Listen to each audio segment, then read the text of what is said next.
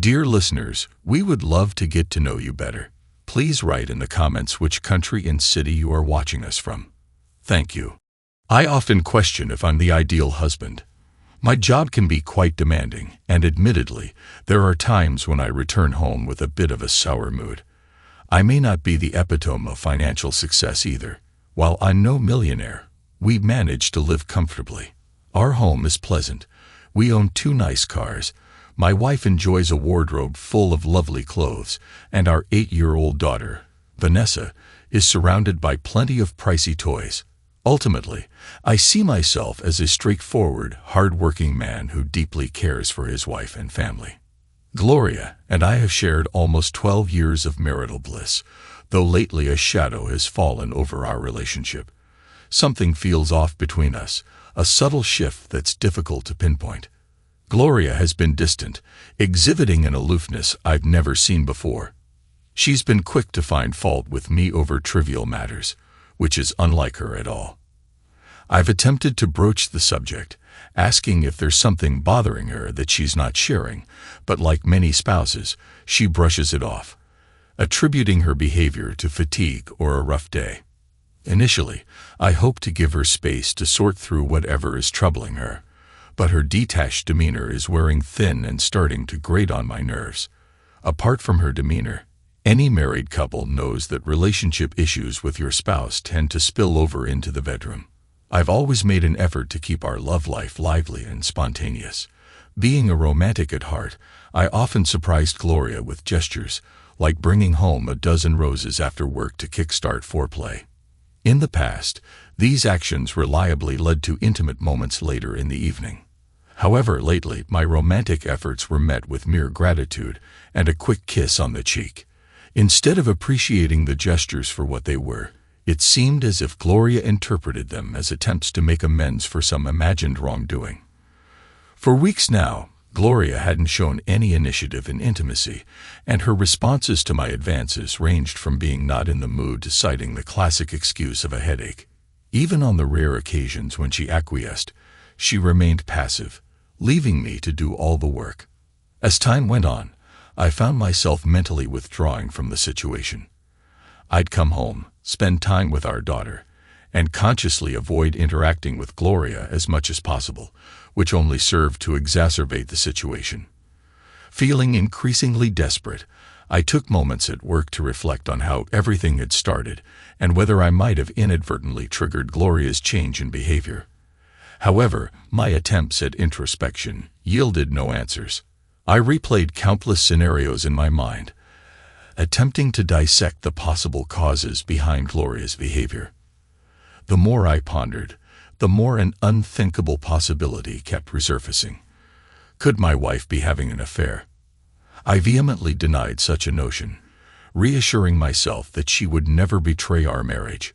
Yet every time I tried to piece together the puzzle, it seemed like there was a third element, me, Gloria, and a potential lover. Despite my attempts to dismiss the idea, curiosity got the better of me. I delved into articles about signs of infidelity, looking for changes in behavior, attire, and routines.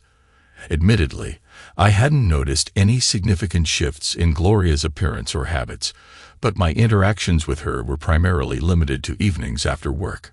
Who knows how she presents herself during the day or what her schedule entails, yet some of the telltale signs of infidelity seemed uncomfortably familiar, particularly her altered attitudes towards me. The thought of hiring a private investigator crossed my mind, but without concrete evidence, it seemed premature and unjustifiable. All I had were suspicions, nothing substantial enough to justify the expense of hiring a PI. So I began conducting my own investigations, resorting to small measures like calling home during the day to see if Gloria was there, albeit yielding inconsistent results. I decided to take matters into my own hands and acquired an old surveillance camera to discreetly install under the eaves of our garage. Connecting it to a hidden tape unit tucked away behind some paint cans, I aimed to monitor any unfamiliar vehicles approaching our home. However, after 2 weeks of surveillance, there were no signs of any suspicious cars. There were occasions when I observed Gloria leaving the house, only for her to later claim she had been home all day. However, her absences were brief, seemingly too short for anything significant to occur, unless her potential paramour was remarkably swift. It's possible these outings were merely mundane errands she deemed unworthy of mention, hardly proof of an extramarital affair. As time passed, my suspicions persisted despite the absence of concrete evidence. Gloria's mood deteriorated, and our intimate moments became increasingly rare, leaving me frustrated and resentful. With our 12th anniversary approaching, I saw an opportunity to inject some excitement back into our marriage. I suggested we celebrate with a night out, something we hadn't done in ages. Perhaps a dinner and dancing would reignite the spark between us. Eager for a chance to reconnect, we arranged for Vanessa to stay the night at my parents' house, allowing us the freedom to enjoy ourselves without any time constraints. I reserved a table at Plato's Place, a restaurant Gloria adored. As the maitre d' led us to our table, I hoped to recapture some of the enchantment of our earlier years. However, Gloria appeared somewhat tense for reasons I couldn't quite discern. Ordering a bottle of wine seemed to ease her, gradually restoring her usual demeanor. Our conversation flowed effortlessly, regaining its playful tone. Following dinner, I sensed Gloria's eagerness to hit the dance floor. Though I suggested trying out a new club, she persuaded me to revisit our usual spot, a cozy venue with dim lighting and a dance floor catering to an older crowd. Given its ambience and music selection, it wasn't a hard sell. Dancing had always been one of our shared passions, a mutual interest that initially drew us together. Finding a secluded table, we indulged in a few drinks before gracefully gliding onto the dance floor, showcasing our moves with nostalgic flair. It felt like a return to old times, both of us relishing the moment. After nearly an hour of continuous dancing, fatigue began to set in, prompting us to retreat to our table for a brief respite.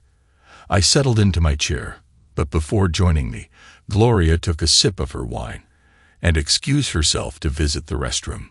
As I watched my wife gracefully move across the dance floor, thoughts of impending intimacy lingered in my mind.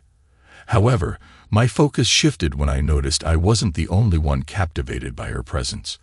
Across the room, a strikingly handsome man sat alone at a corner table, his gaze fixated on Gloria's every move.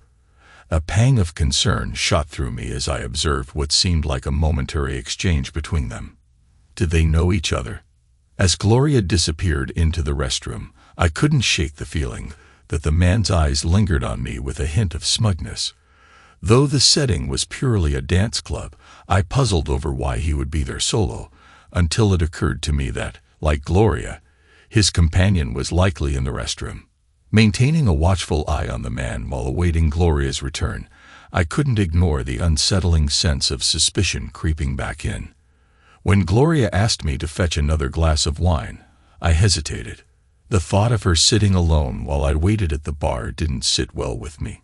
Catching the attention of one of the barmaids, I opted for a more prompt service, though I couldn't shake the feeling of disappointment in Gloria's eyes as the young woman approached to take our order. I had a sinking feeling that the evening was about to take a turn for the worse.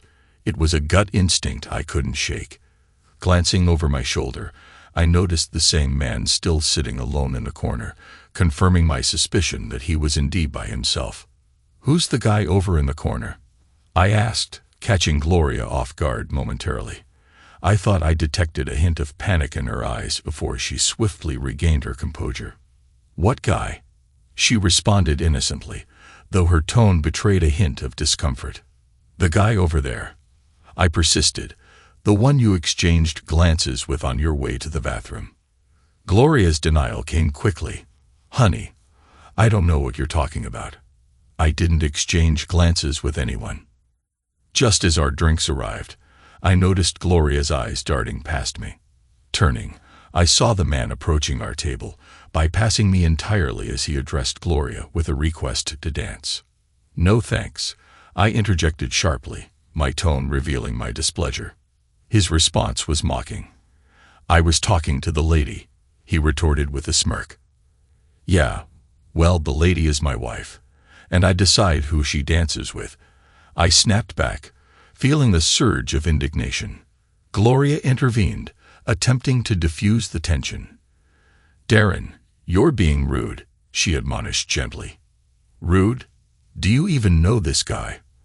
I demanded, catching her off guard with a question. "He's the one I was talking about. I don't know what's going on between you two, but it's incredibly disrespectful for him to approach my wife without even acknowledging me." "Hey," Mr. Lumley attempted to interject, but I swiftly cut him off. "Do you mind?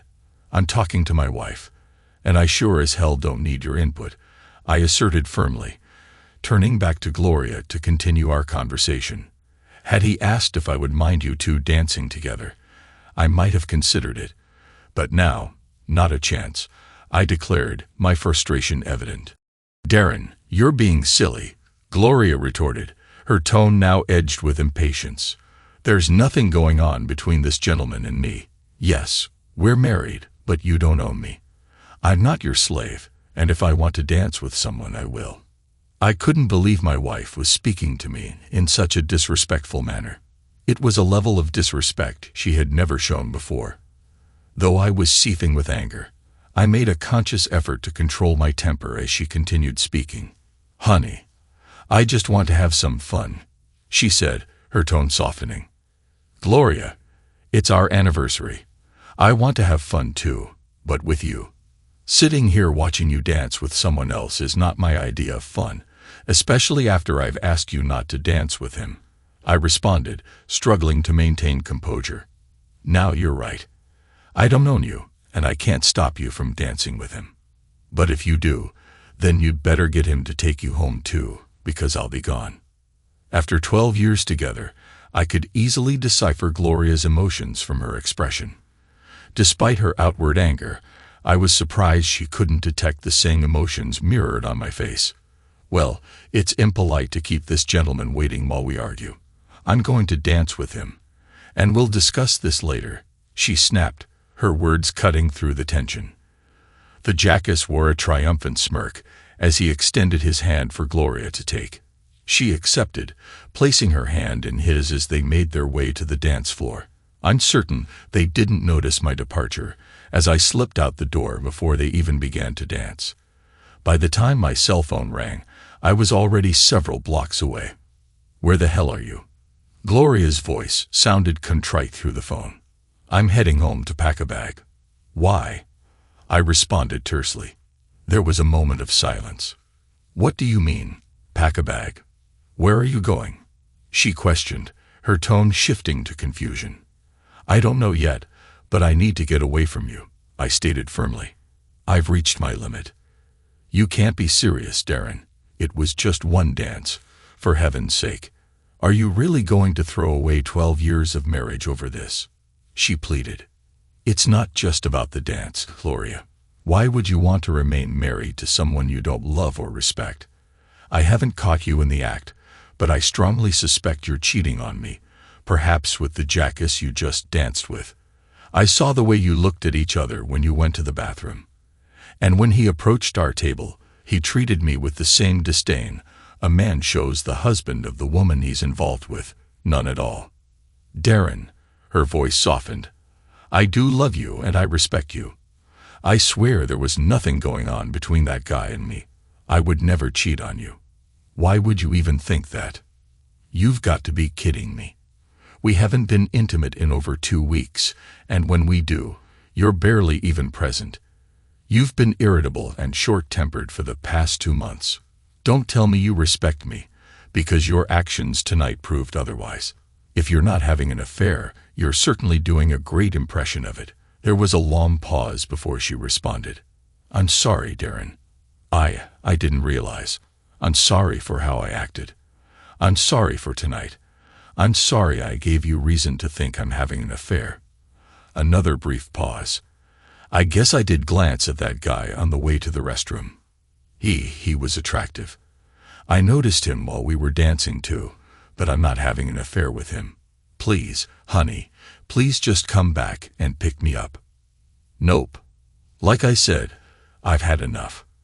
I told you if you danced with that guy, you'd have to find your own way home, and I meant it. I'm pulling into our driveway right now. By the time you get home, I'll be gone. If you are having an affair, maybe you should just go home with your lover boy and forget about me. Honey, please believe me, I'm not having an affair. Look, I'll grab a cab. But please just stay there until I get home. We need to talk this out. Please, I'll be home shortly, she begged before abruptly ending the call. Upon arriving home, I swiftly packed a bag and left the house within 12 minutes. Curiosity nagged at me. Would Gloria really take a cab home, or would the jackass drop her off?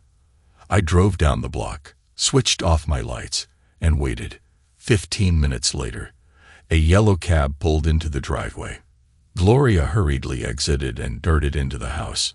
Satisfied with what I saw, I headed for a motel. Almost immediately, my phone began to ring again. I switched it off. Though I lacked concrete evidence of infidelity, my suspicions remained strong. I was nearly convinced that Gloria and the man she danced with knew each other. Perhaps now was the time to hire that private detective.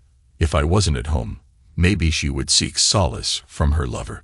The following day, I scored the yellow pages for the most promising private investigator. After visiting his office and providing a retainer, I headed to work. My secretary, Joan, informed me that Gloria had called 20 times already and something was amiss. I explained our marital issues and my decision not to return her calls. Instructing Joan to relay this message, I also informed the receptionist not to allow Gloria entry to the offices if she showed up. I needed to give the PI a chance to uncover the truth. Now it was a waiting game. Later that afternoon, I received a call from Andrea, our neighbor. Anticipating that it would concern Gloria, I answered despite my reluctance. Darren, she began. Gloria told me what happened the other night.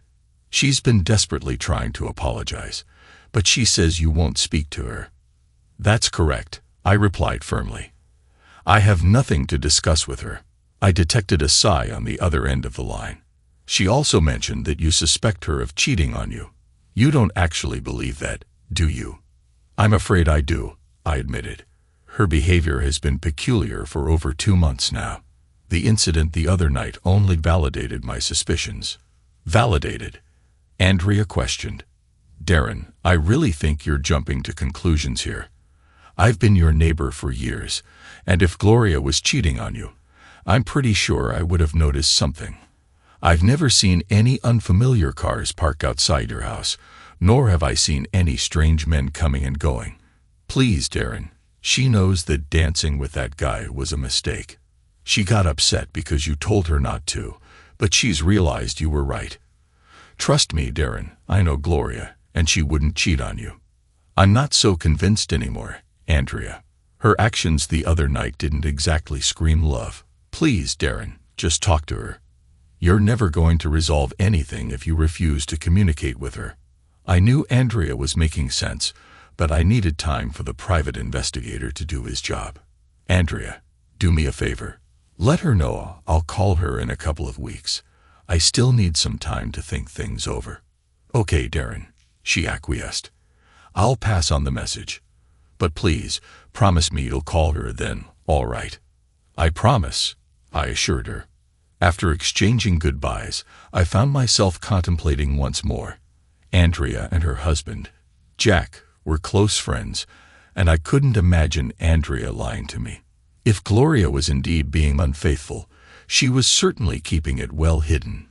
For the following 2 weeks, I was consumed with anxiety. I reached out to the investigator a couple of times, but each time he informed me that there was nothing substantial to report. Finally, he summoned me to his office, and as I sat down, my stomach churned with nerves. He slid a manila envelope across the desk toward me, and my hand trembled as I picked it up. You can skip through all the mundane details, he advised, motioning toward the pages. Just head to the bottom of page 5. With shaky fingers, I flipped through the report until I reached the designated page. Could this be the proof I desperately sought? After conducting a thorough investigation, this office has found no evidence to support the client's suspicions of infidelity on the part of his spouse. I felt like the ground had shifted beneath me. Unsure of how to react, I glanced back up at the investigator. "Are you certain?" I questioned, disbelief coloring my tone. "Mr. Barnes, my team has meticulously monitored your wife's every move over the past 2 weeks. We've observed the house, monitored her communications, and trailed her whenever she left. We've scrutinized her phone records and credit card statements. There's simply no indication of any affair," he affirmed. Relief washed over me in waves, threatening to overwhelm me. I struggled to contain my emotions, resisting the urge to break down into tears of relief right there in his office. "Go home, Mr. Barnes," the investigator advised gently. "Return to your wife and child. In my line of work, happy endings are a rare sight." I expressed my gratitude to the investigator before returning to my motel room. I knew I still needed some time to gather my thoughts. Over the weekend, I mulled over everything that had transpired. By Monday morning, I felt ready to make a crucial call. When Gloria answered, her voice trembled with emotion. "Hello, it's me," I replied. "Are you okay? You sound upset." There was a brief silence before she spoke again. "Darren, oh Darren, I'm so sorry. I just don't know what to do if you don't come back to us. I've tried to be strong for Vanessa, but I can't stop crying. I'm sorry. I realize now that I took you for granted. You were right. I should have made it clear to that guy that I was with my husband and not interested. I showed you no respect, and I don't know why. Because I do respect and love you. I promise, Darren, if you give me another chance, I'll never make that mistake again." Her heartfelt plea caught me off guard. It was a stark contrast to her demeanor at the dance club. As I hesitated to respond, she jumped to a conclusion. "You're not coming back, are you?" she asked, her voice tinged with despair.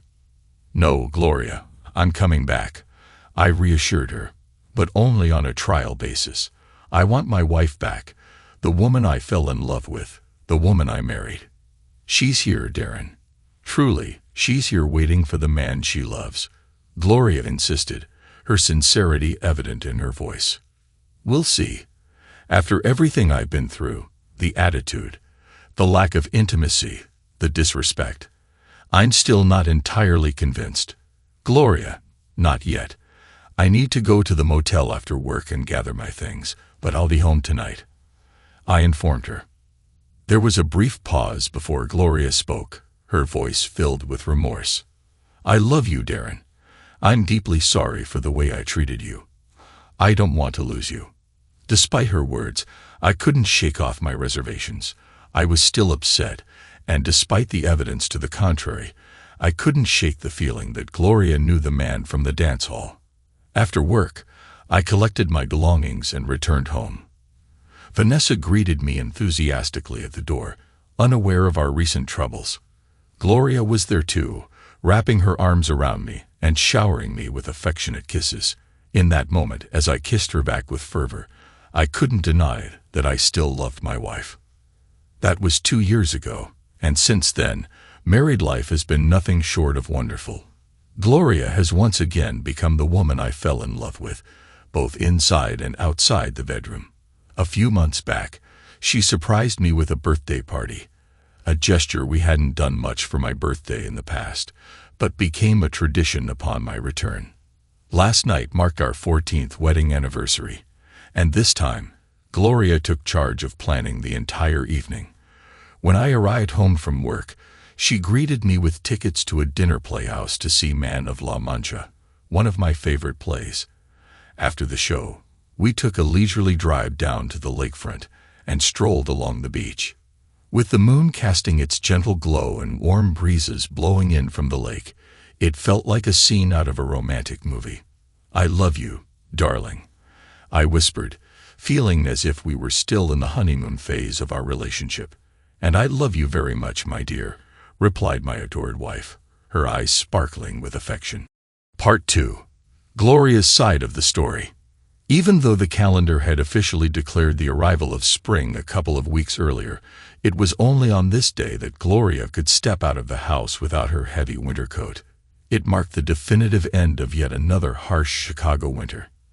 As she stepped outside, Gloria inhaled deeply, taking in the fresh scent of morning dew that lingered after the gentle April shower overnight. A smile tugged at her lips as she reminisced about the warm and secure feeling of being wrapped in her husband's embrace while they lay in bed, listening to the soothing patter of raindrops. On her way to the car, Gloria couldn't help but notice the beautiful blue wildflowers sprouting from the lawn. Their resilience in the face of winter's adversity struck her, reminding her of the innate desire for renewal and new beginnings that spring always brings.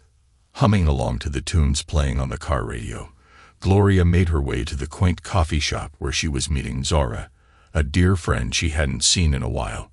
Zara had a son the same age as Vanessa, Gloria's daughter, and their friendship had blossomed years ago at a school function. Since then, they had remained close friends, sharing in each other's joys and challenges. Zara had arrived before Gloria, snagging a cozy table in the corner by the window. Their eyes met through the glass, exchanging waves and smiles as Gloria made her way inside. The aroma of freshly brewed coffee filled the bustling cafe as Gloria joined the line of customers eagerly awaiting their own cup of Colombian bliss. When Zara spotted Gloria approaching, she stood up with a grin. "Hi," they both exclaimed, sharing a warm hug before settling into their seats. "It's been too long," Gloria remarked. "How have you been?" Zara's eyes sparkled with enthusiasm as she shared updates with her friend. They reminisced about old times, laughing at memories from school functions they had attended together. They exchanged stories about their children, marveling at how quickly time flew by. As they delved deeper into conversation, Zara leaned in closer, lowering her voice. "Gloria," she whispered, "can you keep a secret?" "Of course," Gloria replied, miming the act of locking her lips and tossing away the key. "What's going on?" "I probably shouldn't even be telling you this," Zara confessed, her excitement evident. "But I've been, well, kind of seeing this guy." Gloria's coffee halted midway to her lips as she fixed her friend with a startled gaze. "Wait, aren't you saying you're considering having an affair?" Zara's lips curved into a mischievous half-smile. "Well, we haven't crossed any lines yet, but I'm seriously thinking about it. It's Eric. He's just different, you know. Being with him makes me feel alive. But I'm worried he might lose interest if I don't take it to the next level." "So, wait a minute," interrupted Gloria, her voice tinged with concern. "Have you thought about the consequences? Are you willing to risk your marriage for him?" Zara shrugged, a hint of nonchalance in her tone. "Oh, I'm not talking about leaving Nick or anything. It's just a little excitement on the side. Like they say, the spice of life," she remarked with a smile. "And don't worry, I'd make sure Nick never found out. He'd be devastated if he knew. Besides, Eric's married too. We'd have to be discreet." Gloria felt a surge of anxiety gnawing at her, torn between her loyalty to her friend and her own moral compass. After 2 years of bearing her own secret, she decided to take a leap of faith and confide in Zara. "Zara, do you remember a couple of years ago when Darren and I hit a rough patch? He actually left me for a little while, remember?" "Yeah, I do, but you never really opened up about it," Zara replied. "I never told anyone, and you have to swear not to breathe a word of what I'm about to tell you to another living soul," Gloria said, her tone grave. Zara nodded solemnly. "Of course, Gloria, I promise. If this ever got out, it could ruin my marriage. That's why I've kept it buried, but well, you need to hear it before you make any decisions that could jeopardize your own marriage." Gloria paused as the waitress topped off their coffee cups, then continued, her voice low and urgent. "I'm probably no different from most other married women out there. After 12 years of marriage, I started feeling, I don't know, bored. Everything was becoming routine. It was like, after all those years, I looked around and realized, what am I doing? Where am I going? Nowhere. I felt stuck, like I had no real life of my own." "Exactly," Zara interjected, her eyes reflecting understanding. I know exactly how you feel, Gloria. I think most women experience something similar.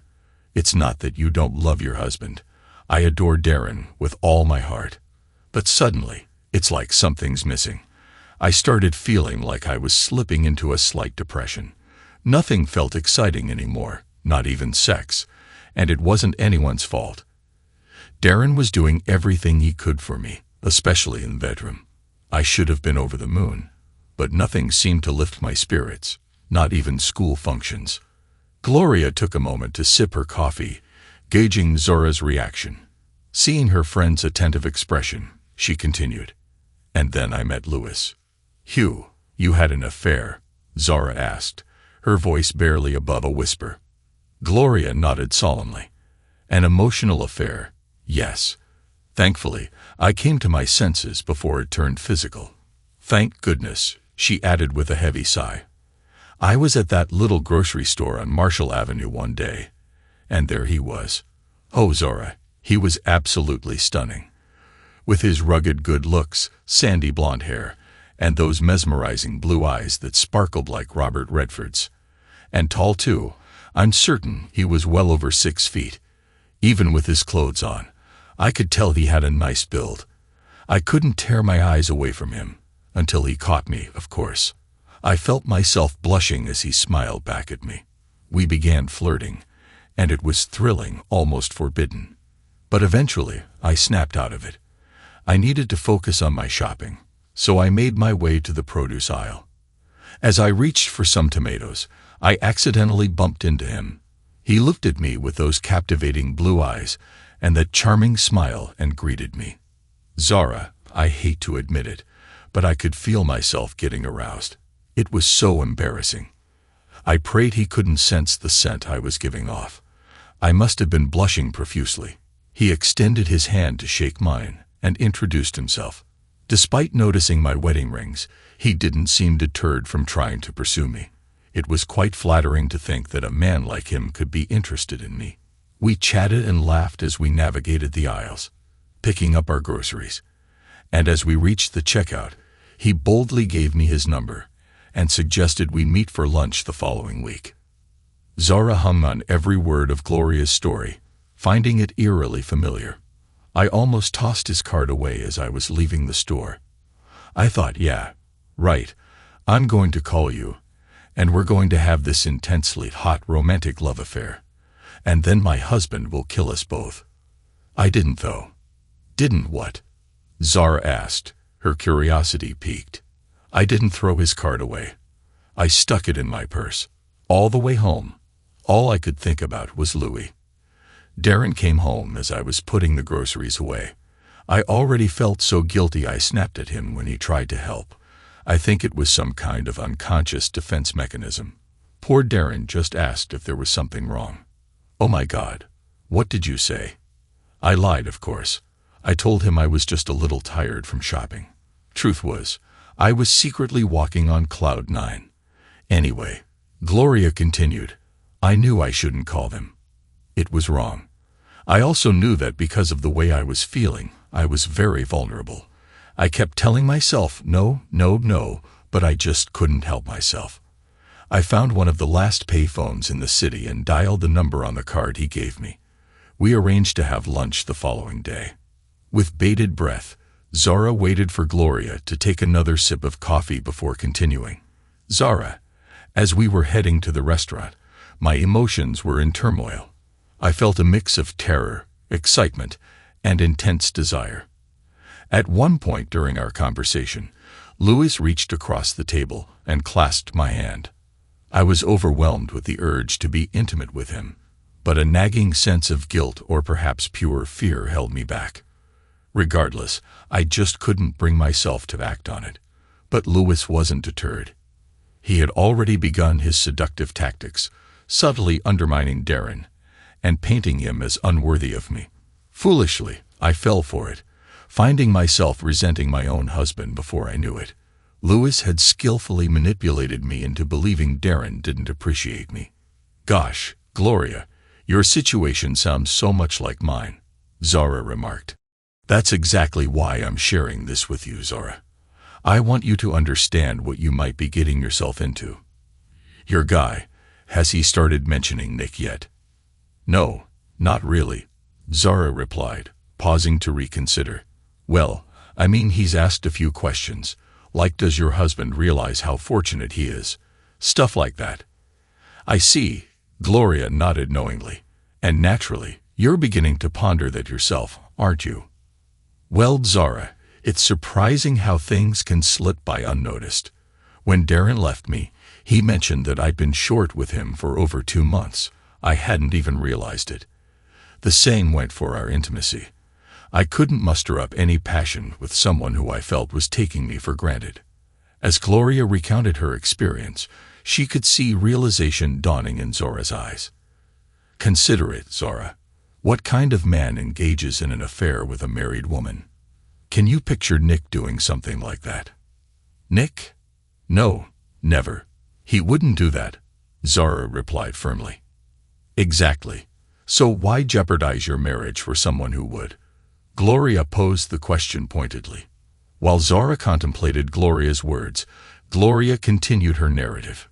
Anyway, we met for lunch again the following week, and with each meeting, it became increasingly difficult to remain faithful to Darren. By our third lunch, he almost persuaded me to accompany him back to his apartment. I could sense his frustration with my excuses, and I knew that if we met for lunch one more time, we'd end up in bed together. As we exited the restaurant following our third lunch date, I casually mentioned that I needed to shop for a new dress because Darren had planned a special outing for our anniversary. I mentioned that we might revisit a dance club we used to frequent, reminiscing about the fun times we had there. Louis saw an opening and immediately seized it. He declared his intention to join us at the club, insisting he'd dance with me. I'd warned him against it, reminding him it was our anniversary, and dancing with someone else might upset my husband. But Louis, in his arrogance, brushed off my concerns, claiming it would teach Darren a lesson. He wanted to demonstrate to Darren that other men desired me, hoping it would make Darren appreciate me more. Oh dear, Gloria, he didn't actually show up, did he? Zara asked, aghast. Gloria took a sip of her coffee before replying. He certainly did. I spotted him as soon as we entered the club. Naturally, I didn't acknowledge him. Darren and I were enjoying ourselves until Louis approached and asked me to dance. Oh my goodness, Zara whispered, shocked. Yep, and to top it off, he completely disregarded Darren, even acting rudely towards him. Naturally, Darren was offended and gave me an ultimatum, saying I couldn't dance with Louis. You know how stubborn I can be sometimes. I got upset and insisted I would dance with him anyway. Darren warned me he wouldn't be there when we finished dancing, but who takes such threats seriously, right? Zara observed Gloria's eyes brimming with emotion as she continued. As we hit the dance floor, I confronted Louis about his behavior towards Darren. I asked him why he had to be so disrespectful, to which he replied that he wanted to put Darren in his place. That just fueled my anger. Of course, Louis kept me close while we danced, but at that point, my main concern was whether Darren was watching and getting even angrier. I was so preoccupied that I didn't even notice when the first dance ended, and we started the second. When the music stopped, I told Louis not to ask for any more dances. I declared that I was going to spend the rest of the evening with my husband. As I headed back to our table, I saw Louis trailing behind me. I demanded to know what he thought he was doing, and he said he wanted to apologize to Darren. When we returned to the table, Darren was nowhere to be seen. Louis took a seat and casually mentioned he'd wait with me until Darren returned. I had a sinking feeling that he had no intention of apologizing. Rather, I suspected he wanted to continue stirring up trouble between Darren and me. Why would he do that? Zara inquired, puzzled. What would he gain from it? I mulled it over, and my best guess is that since he hadn't succeeded in seducing me yet, he thought he'd try to create discord between Darren and me instead. I imagine he hoped I'd turn to him for comfort, with the expectation that he'd end up consoling me in bed before the night was over. I assumed Darren had gone to the restroom. I urged Louis to return to his own table, but he kept dragging his feet. When the waitress approached, he took the opportunity to order us drinks. It was then that she asked if we wanted to open another tab. I was dumbfounded. Darren had settled the bill before leaving. Zara, I felt like I was watching my entire married life flash before my eyes. I couldn't believe he had just abandoned me like that. Gloria's distress was palpable as she recounted her story, and Zara couldn't help but feel the weight of her friend's pain. Emotions stirred within Zara, and soon a solitary tear escaped her eye, tracing a path down her cheek. "You shouldn't have to tell me all of this, Gloria," Zara said, her voice thick with empathy. "You're upset. Maybe we should stop here." "No, I need to tell you everything, Zara," Gloria insisted, her determination evident. "You need to understand the whole picture. It's important." She paused, collecting herself. "So, where was I?" "Right, I immediately reached for my phone and called Darren, asking him to come back and pick me up. That's when he dropped the bombshell. He thought I was having an affair, and he suspected it was with Louis. He said he was going to pack a bag and leave, unsure if he'd return." Gloria reached for a napkin, wiping away the tears that had gathered in her eyes. "It hit me like a ton of bricks, Zora," she continued. "It was like a sudden revelation, everything becoming clear. It wasn't Darren who was taking me for granted. He had done everything he could to support me. It was me. I was the one taking him, Vanessa, and our life together for granted. I realized I was risking my entire marriage for some jerk. I begged Darren to come back so we could talk, but he refused, so I called a cab." "What was Louis up to during all of this?" Zara inquired. "Oh, he wasn't giving up, not yet. He insisted that Darren didn't deserve me and urged me to go home with him instead. I promptly shut him down," she recounted with a chuckle. "But even after that, he persisted. He followed me outside and tried to make a move as the cab pulled up. I didn't hesitate to give him a knee to the groin. Bent over in pain, I made it clear that any further attempts to contact me would result in a sexual harassment lawsuit." Zara reached out and grasped her friend's hand as Gloria wiped away more tears. "By the time I got home, Darren was nowhere to be found. I tried calling him, but his phone was off. Zara, I was terrified. I could see my marriage falling apart right in front of me. Everything we had built, our whole family, seemed to be on the verge of crumbling. I've never been so scared in my life." The following day, I attempted to reach him at his workplace, but he refused to speak with me. His secretary informed me that he had instructed the receptionist to prevent me from seeing him if I showed up. Feeling desperate, I sought out Andrea, my neighbor, as Darren had a good rapport with her and her husband. I hoped she might be able to convince him to talk to me. Surprisingly, he did speak to her, but only to express that he needed time to think and promised to contact me in a couple of weeks. Recognizing that pressuring him would be counterproductive, I decided to give him the space he requested. Those 2 weeks were excruciating. Whenever Vanessa was present, I forced myself to appear strong and told her that Daddy was away. But in private, I couldn't help but cry. I feared I had irreparably damaged our relationship. Darren was so angry, I doubted he would ever return, especially if he believed I had been unfaithful. Gloria paused, her voice choked with emotion. "I'm sorry," she said to Zara, wiping away tears. "It's still difficult to talk about, even after all this time." Taking a deep breath, she continued her story. "As I was saying, Darren finally called and said he was coming home. Zara, I was on the brink of losing everything. And let me tell you, it made me realize the value of what I had and how incredibly fortunate I was. Ultimately, Zara, love must prevail over desire. I love Darren, and he loves me. In my eyes, there's no man in this world worth jeopardizing that for." "Wow," Zara responded thoughtfully. "You're absolutely right. I can't imagine what I would do if my husband left me." "Did you ever confess the truth to Darren?" "Are you kidding? After coming so close to losing him, I couldn't risk it happening again." Zara, I live in constant fear that one day he'll uncover the truth, but since the day he returned home, I've strived to be the best wife I can be. I no longer take him or our marriage for granted. Every day, I thank my lucky stars for what I have, and I express my gratitude to Darren with all the passion in my heart. All I can hope for is that it's enough if he ever does discover the truth. Zara squeezed Gloria's hand reassuringly. I'm so grateful you shared your story with me, Gloria. You've prevented me from making a huge mistake. Thank you. The two girls conversed for a brief while longer, then tentatively arranged their next meeting before bidding each other goodbye. Gloria felt a sense of satisfaction, knowing she had just steered her friend away from a disastrous choice.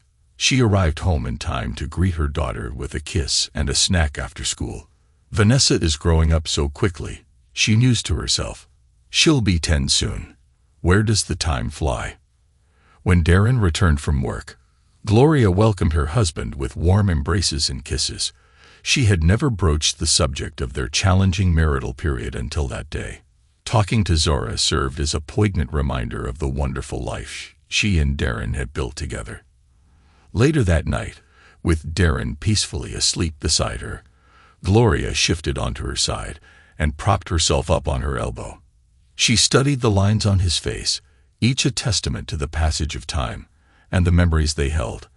With a delicate touch, she traced a few of the newer lines, her heart swelling with affection and admiration for the man lying beside her. Gently, Gloria pressed her lips against his, but as their kiss deepened, Darren's lips curved into a wide grin. He enveloped his beloved wife in a tight embrace, returning her affection with a fervent kiss. I thought you were asleep, Gloria whispered. Actually, I was lying here thinking about what to get Vanessa for her birthday, he replied. You know what she really needs. What? Gloria inquired.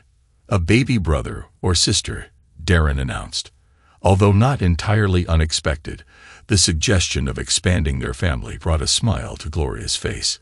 It seemed her husband had just settled the debate for them. Well, her birthday is only 2 months away. Honey, shouldn't we get started? Gloria teased. Darren's smile widened. You read my mind.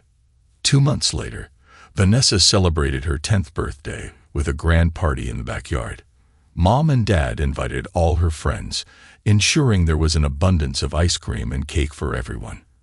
After the festivities, Gloria and Darren surprised their daughter with yet another lavish gift, and the joyful news of a forthcoming baby brother.